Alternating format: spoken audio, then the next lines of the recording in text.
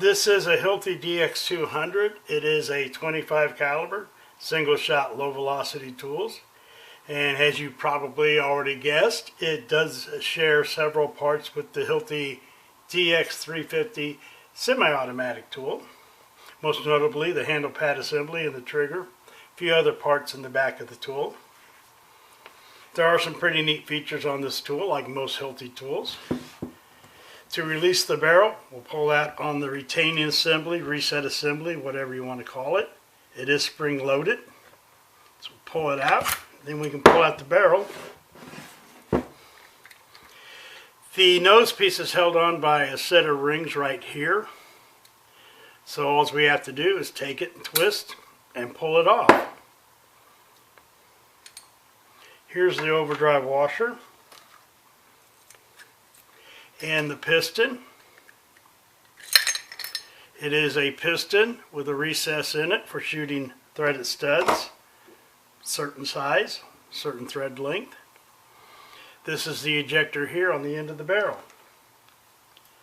The reset assembly would strike it at the end of this rod here and push the ejector up, which would eject the powder load.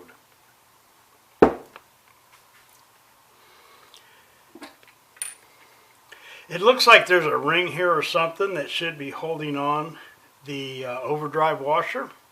I don't have it on this tool. I don't have it on this nose piece either, which is made for regular pins, and I would prefer to use it, but I don't have the piston for that. Anyway, this is only the second time I've ever seen a DX200. Like I've said before, I'm not super familiar with Hilti tools. Just know what I can gather online for the most part, what some people have told me. At any rate, it does look like there should be something here that holds the overdrive washer on, the crush ring. In most Hilti tools, there's some type of ring here that holds it on.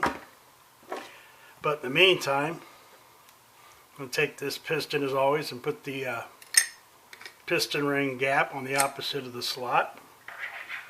But in the meantime, I'm going to just drop the crush ring in there, put the nose piece on, we'll just line it up again, push, a little harder than I thought, and twist, and it's set. To get the barrel in the tool, line it up,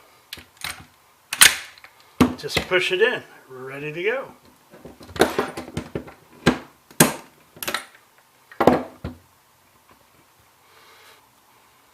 I do not know when the Hilti DX200 came out.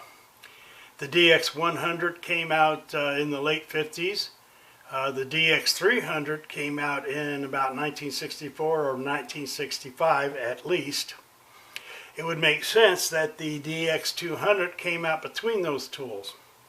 However, the Hilti DX350, which shares a very similar handle to the DX200, shaped the same way, it came out in 1972. Makes more sense that this tool would come out at about that time.